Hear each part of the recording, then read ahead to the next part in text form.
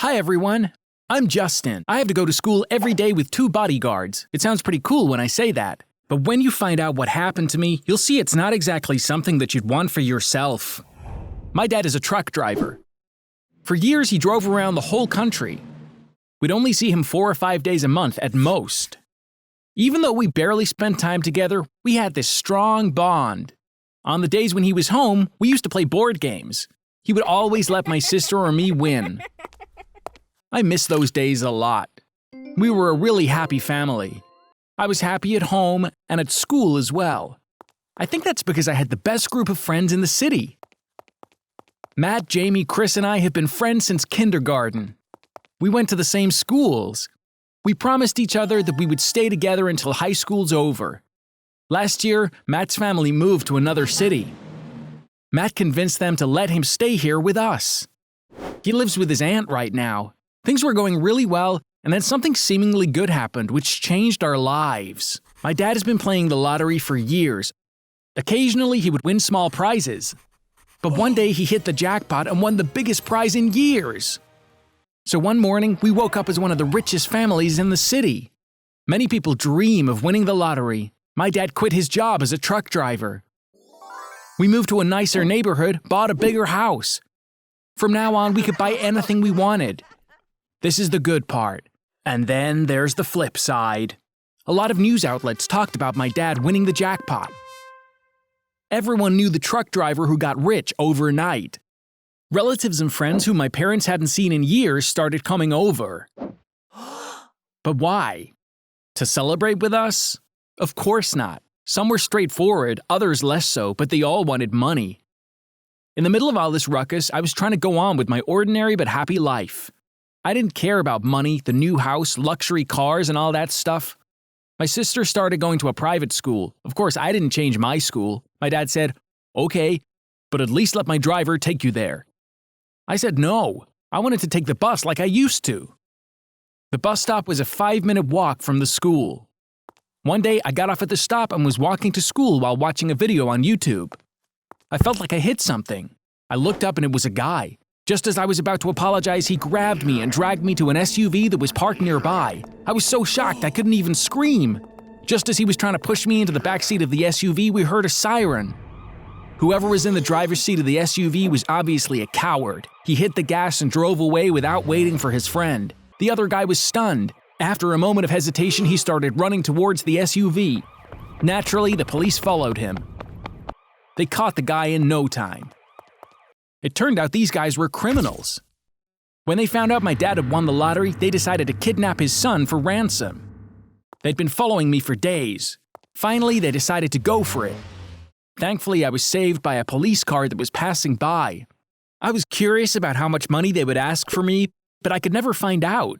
Naturally, my dad was very worried. And he was right. There could be other people out there who had the same idea. "You can't be going to school alone anymore. I'm going to hire a security company. They will drive you around," he said. What? I would be going to school with bodyguards? Dad, that's embarrassing, I was about to say. "Justin, I don't want to hear about it. We don't have a choice," he said, and didn't let me protest. That same night, 2 people came to our house to meet me. They looked exactly like what you would imagine bodyguards to look like. They didn't take their sunglasses off even inside the house. A guy named Alexander was in charge. "Mr. Justin, you need to comply with some rules for us to be able to do our job," he said. "What kind of rules?" I asked. "The first and most important rule is you can't go anywhere without us. The second rule is that you can only have one person with you at any time, at school or outside." I turned to my dad in shock. "What do you mean? Dad, and will my friends take turns to hang out with me?" I asked. My dad didn't respond. "Thank you, Alexander. We will do as you say. We're expecting you at 7 a.m. tomorrow," he said as they left. The following day was one of the most embarrassing days of my life. My dad called the school's administration and told them about the kidnapping, and they let the bodyguards into the school. The whole day, the 2 bodyguards were following me wherever I went. And of course, everyone was staring at us. The worst part was that they waited by the door while I was in the bathroom. I called my friends the night before and told them about the bodyguards. I told them that only one person would be allowed to come near me. Our first meeting the next morning was really upsetting. When I saw my friends, I forgot about the bodyguards and wanted to go to them. but Alexander stood between us and stopped me. After that, Chris came running to me alone. Jamie and Matt had to watch us from a distance. This wasn't something that we were used to, but there was nothing we could do about it. We had to play along for some time. Nearly a month went by. I thought I'd eventually get used to it, but that did not happen. I was still very uncomfortable walking around with bodyguards. The worst thing was that my relationship with my friends suffered a lot more than I could imagine. We used to hang out at school, and then afterwards we'd go to an abandoned paint factory. It had been empty for years. We called it the Gray Castle.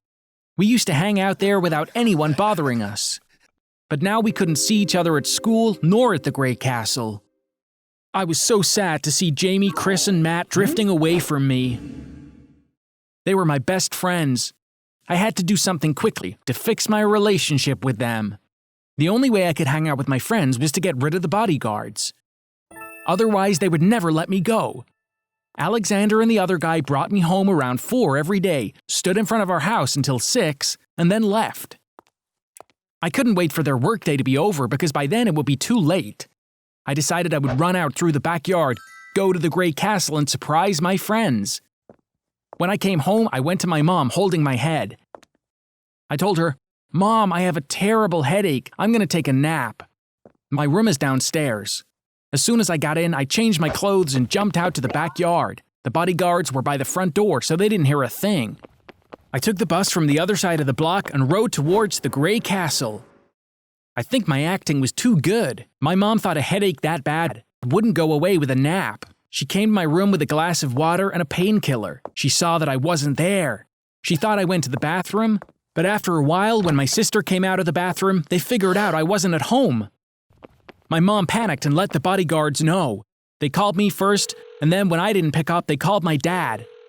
The first thing they thought was that I got kidnapped.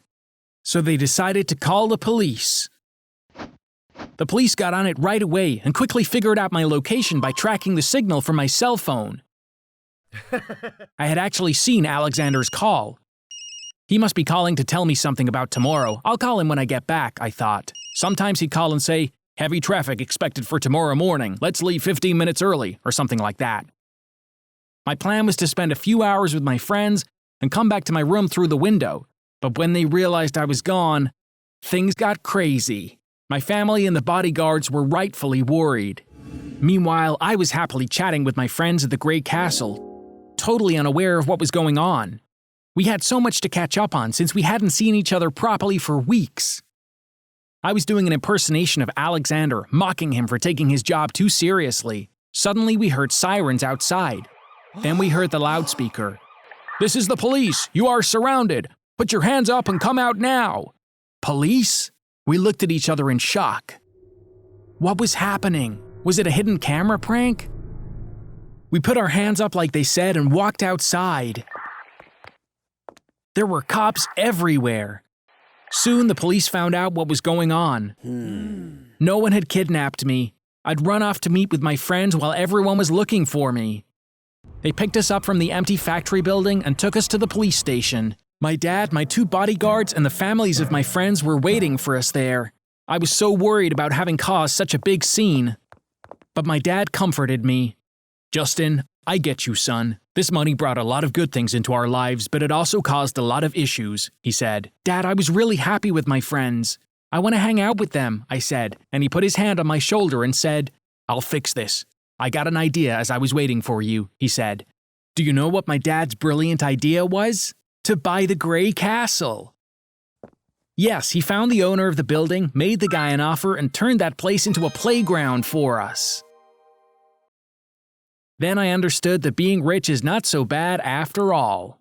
After school, the bodyguards take us to the Gray Castle. We finish our homework in the library first, because that's Dad's condition. And then we do whatever we want to do. Some days we play PlayStation on a giant screen in the game room. Sometimes we have a tournament in the bowling alley. And sometimes we watch a movie in our private screening room. When we play basketball on the court outside, the bodyguards join us as well. By the way, I have to tell you that Alexander can really play. This is my story. I hope you liked it. Thank you for listening. If you like stories based on real-life events, you can subscribe to this channel now. Goodbye.